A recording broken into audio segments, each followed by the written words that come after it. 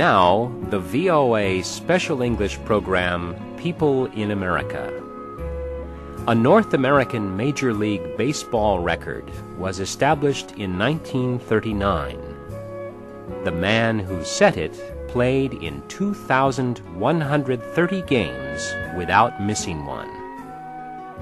In 1995, the record was broken by Cal Ripken of the Baltimore Orioles.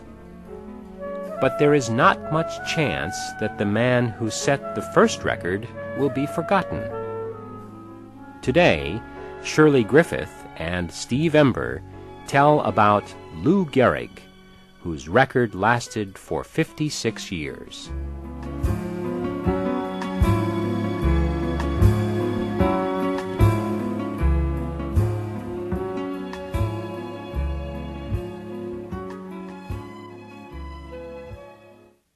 Lou Gehrig was born on June 19, 1903. He was a huge baby. He weighed 6 1/3 kilograms. His parents, Heinrich and Christina Gehrig, had come to America from Germany. They worked hard, but they always had trouble earning enough money. Lou loved to play baseball games on the streets of New York City, where he grew up. Yet he did not try to play on any sports teams when he entered high school. He thought of himself as a ball player only for informal games with friends. Then one of Lou's high school teachers heard that he could hit the ball very hard. The teacher ordered Lou to come to one of the school games. Years later, Lou said, "When I saw so many people and heard all the noise at the game, I was so scared I went home." The teacher threatened to fail Lou in school if he did not attend the next game. So Lou Gehrig went to that game. He became a valued member of the high school team. He also played other sports. The boy who feared noise and people was on his way to becoming a star baseball player. A representative of a major league team, the New York Giants, came to watch him. He got Lou a chance to play for the manager of the Giants team, John McGraw. McGraw thought Gehrig needed more experience before becoming a major league player. It was suggested that Lou get that experience on a minor league team in the city of Hartford, Connecticut. Lou played in Hartford that summer after completing high school. He earned money to help his parents. His father was often sick and without a job. The money Lou earned also helped him attend Columbia University in New York City. The university had offered him financial help if he would play baseball on the Columbia team. But the fact that Gehrig had accepted money for playing professional baseball got him into trouble. Officials of teams in Columbia's baseball league learned that Lou had played for the professional team in Hartford. The other teams got him banned from playing for Columbia during his first year at the college. Gehrig was permitted to play during his second year, though. He often hit the ball so far that people walking in the streets near the baseball field were in danger of being hit. Lou's mother earned money as a cook and house cleaner, but she became very sick. The family could not make their monthly payments for their home. The New York Yankees Major League Baseball organization came to the rescue. The Yankees offered Lou $3,500 to finish the 1923 baseball season. That was a great deal of money in those days. Gehrig happily accepted the offer. His parents were sad that he was leaving Columbia. Yet his decision ended their financial problems.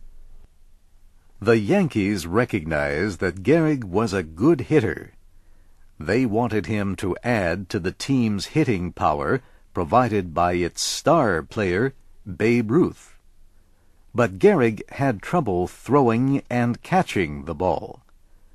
So they sent him back to the minor league team in Hartford. While playing there, he improved his fielding. He also had 69 hits in 59 games. The next spring, Gehrig went to spring training camp with the Yankees. Again, he was sent to Hartford to get more experience. And again, the Yankees called him back in September. He hit 6 hits in 12 times at the bat before the baseball season ended. Lou Gehrig began to play first base for the Yankees regularly in early June of 1925. He played well that day and for the 2 weeks that followed. Then Gehrig was hit in the head by a throw to second base. He should have left the game, but he refused to. He thought that if he left, he never again would have a chance to play regularly. Gehrig continued to improve as a player. By 1927, pitchers for opposing teams were having bad dreams about Lou Gehrig and Babe Ruth. Ruth hit 60 home runs that year. Gehrig hit 47 and won the American League's Most Valuable Player award. Nobody was surprised when the Yankees won the World Series. Gehrig, however, almost did not play. His mother had to have an operation. He felt he should be with her. Mrs. Gehrig and the Yankees manager urged him to play in the World Series. His mother recovered. More major threats to Gehrig's record of continuous games played took place in 1929. His back, legs, and hands were injured. He was hit on the head by a throw one day as he tried to reach home plate. Another Yankee player said, "Every time he played, it hurt him." Gehrig felt good in 1930. He said his secret was getting 10 hours of sleep each night and drinking a large amount of water. Lou Gehrig now was becoming one of the greatest players in baseball history. He hit 3 home runs in the World Series of 1932. His batting average was .529. The manager of an opposing team, the Chicago Cubs, said of Gehrig, "I did not think a player could be that good." In 1933, Gehrig married Eleanor Twitchell. Eleanor helped him take his place as one of baseball's most famous players. The younger Lou Gehrig had stayed away from strangers when he could. The married Lou Gehrig was much more friendly. As time went on, Gehrig played in game after game. He appeared not to have thought about his record number of continuous games played until a newspaper reporter talked to him about it. An accident during a special game played in Virginia almost broke the record. Gehrig was taken to a hospital after being hit in the head with a pitch. He played the next day, though. He just wore a bigger hat so people could not see his injury. Gehrig completed his 2000th game on May 31st, 1938. That was almost 2 times as many continuous games as anyone ever had played before. Gehrig finished that season with a batting average of almost 300. He scored 115 runs. He batted in almost as many runs. But the Lou Gehrig of that year was not the Lou Gehrig of earlier years. He walked and ran like an old man.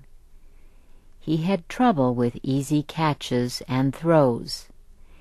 Yet his manager commented, "Everybody is asking what is wrong with Gehrig. I wish I had more players on this club doing as poorly as he is doing." Gehrig thought his problems were temporary. Then he fell several times the next winter while ice skating with Eleanor. He had trouble holding on to things, and he failed to hit in 3 games as the next season opened. In May 1939, he finally told his manager he could not play. Lou Gehrig had played in 2,130 games without missing any that his team played. Gehrig observed his 36th birthday on June 19th. That same day, doctors told him he had a deadly disease that attacks the muscles in the body.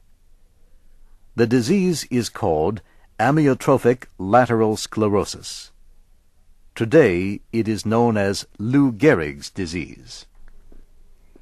Gehrig did not act like a dying man, though. He refused to act frightened or sad. On July 4th, 1939, more than 60,000 people went to Yankee Stadium to honor one of America's greatest baseball players. Gehrig told the crowd he still felt he was lucky. His words echoed throughout the stadium. "I consider myself the luckiest man on the face of the earth. That I might have been given a bad break, but I've got an awful lot to live for. Thank you." Gehrig fought his sickness, but he became weaker and weaker. He died on June 2nd, 1941. He was 37 years old.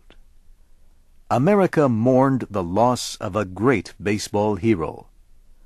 Those who knew him best, family, friends, baseball players, mourned the loss of a gentle man.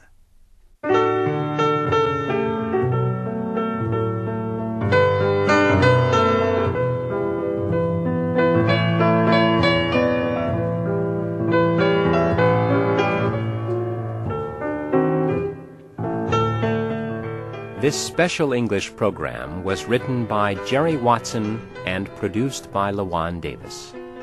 Your narrators were Shirley Griffith and Steve Ember. I'm Rich Kleinfeld. Join us again next week for another People in America program on the Voice of America.